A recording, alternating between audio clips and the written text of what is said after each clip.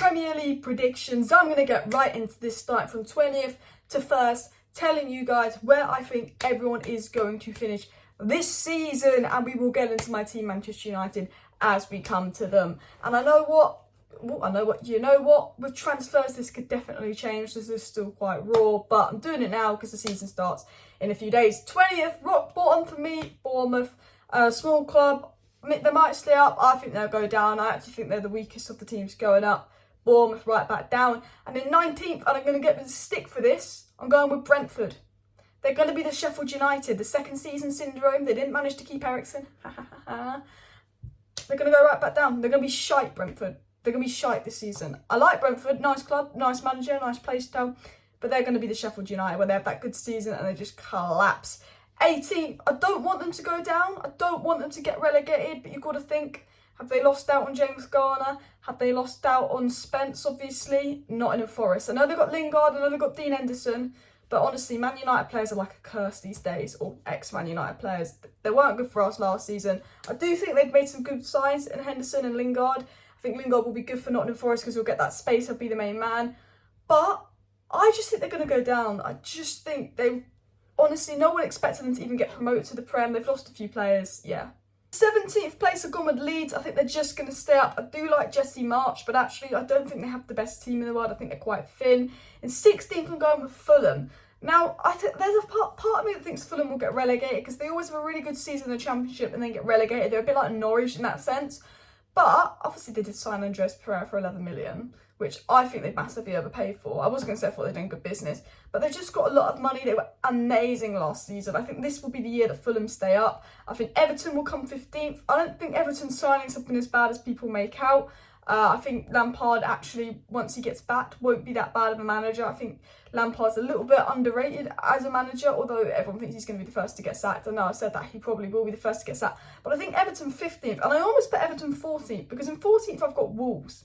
Now, Wolves were a good side. Wolves have finished 7th. Wolves have always finished quite high up. But Wolves have lost a lot of players. Jimenez isn't the player he used to be. A lot of their players are aging. They've had injury issues. Wolves has no squad depth. Absolutely no squad depth whatsoever Wolves have. It's a very Portuguese-esque team. They've been getting worse and worse each season. I don't think they were particularly good last season. I think while they've got Neves, which is a great asset to them, he doesn't want to be there. It's pretty obvious. And I do think Wolves are going to really struggle this season. I think if they make some good business in August and they get a few more players, then they'll be all right. But I do think Wolves 14th. I think they actually, if they don't buy anyone else, they could finish a lot lower, because my stepdad's a Wolves fan and again, he's not very confident. 13th place, I've gone with Southampton. They always finish around there. I think 13th, 12th and 11th place for me it could have been any of these teams. In 12th, I've gone with Crystal Palace. I actually think they could finish higher than 12th because it's Vieira's second season. He had an impressive first season. He could build on that. But I just think with injuries, squad depth, I put Palace in 12th and I put Brighton 11th. But this could be either way because Brighton have lost Basuma, which I think would be a big miss. I think 13th, 12th, 11th could be either way, but I'm pretty confident it'll be Southampton, Palace, Brighton. Very mid-table clubs, very decent seasons, nothing bad, nothing good, nothing special. In 10th, I've gone with Aston Villa. I think a lot of people are predicting Aston Villa to finish a lot higher than 10th. But I don't think Gerrard's all that personally myself. And I'm not saying that because I'm a Man U fan, I just don't. I think Aston Villa have done some good business. They've got some really good players. I actually think they're a squad that could push the top 8. But I just think they're always a little bit underwhelming when they play, aren't they? So I do think they will come 10th. And I've actually gone with Leicester in 9th. Now, most people think that Villa will finish above Leicester.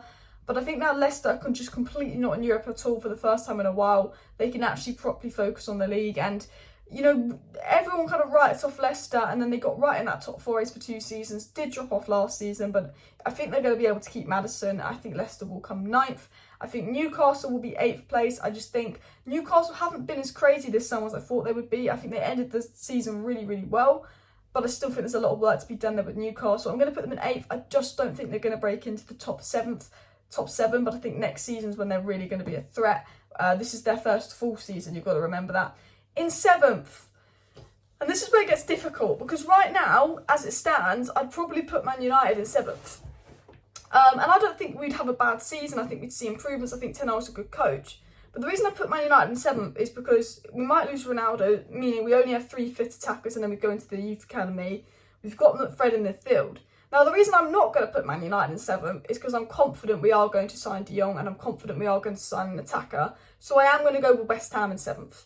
I think West Ham have done some really good business. I think Scamacca's a brilliant signing. I think keeping Declan Rice. I generally think the top seven to fourth could go either way, but I'm going to go West Ham, just because I think that Ten Hag's such a brilliant coach, and I do think we do have a slightly better squad than West Ham. So I'll go West Ham 7th. I am going to go with Manchester United 6th.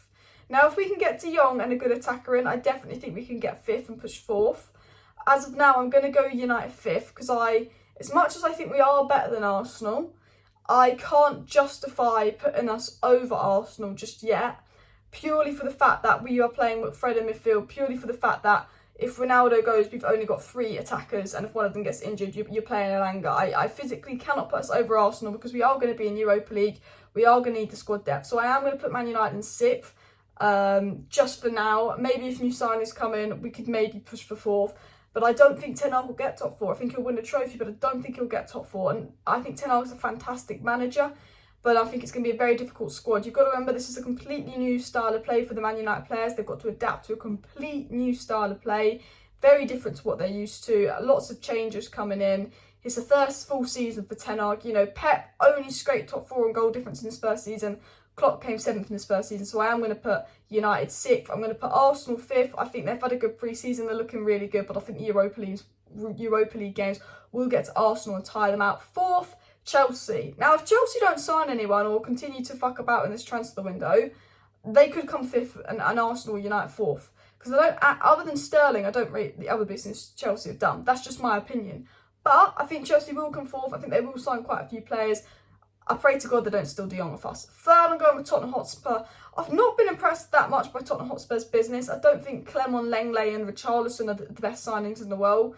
But it was how they ended the season, the fact that they've got Conte. I think Perisic is a good signing. I think Basuma will be a really, really good signing. And I think that they will come 3rd, Spurs. I think they've just got that little bit of momentum. I think they've got a really good front three in Kulusevski, Son and Kane. So I'm going to put Spurs 3rd. I'm going to go the top 2. Now, the top 2, unfortunately, is going to be City and Liverpool. I cannot see it not being City and Liverpool. I'd love Spurs to win the league. You know, well, obviously, Man United would be my first choice side to win the league. But realistically, I'd love it to be someone that's not City or Liverpool. But I think it will be City and Liverpool in 1st and 2nd. Now, I actually think it's going to be so tight. And I actually think a lot of it's going to depend on injuries. Because I think City and Liverpool have all lost a few signings this summer. I think Man City are a lot thinner in squad depth, and they've got a lot of new signings that are going to need to adapt and are going to need to hit the ground running from the beginning for City to really establish themselves as wingers. But I think, you know, losing Mane is going to have a big effect on Liverpool. I think that Henderson isn't it anymore. I think Liverpool will need another midfielder. I just think Harvey Elliott and Curtis Jones are all right, but they're not all that. It's an interesting one, because I think it really will depend on injuries between Liverpool and City. But I'm going to go with Liverpool 2nd and Man City 3rd, just because City always just seem to win it, don't they? And I wish they didn't, but maybe it's because I'm a United fan and would still rather City win than Liverpool. But I think Pep just has it in him. He's got Erling Haaland. I know he was crap in the Community Shield, but he's Erling freaking Haaland. Give him a couple games and he will wreck. I think Grealish, 2nd season, is going to be brilliant and all of that. Now, top scorer, top assister, player of the season. Top scorer, Kane. I think top assister, De Bruyne. Player of the season will probably be De Bruyne again. Young player of the season, I was thinking William Saliba, but I'm going to go with Jadon Sancho with their Man United bias. But let me know your Prem predictions down below. Those are my Prem predictions. I know it's not a Man United related video, but I thought, you know, why not? Let's have a break from talking about De Jong, Ronaldo, bish bash bosh, all of that. Subscribe, like, share. See you next time. Bye.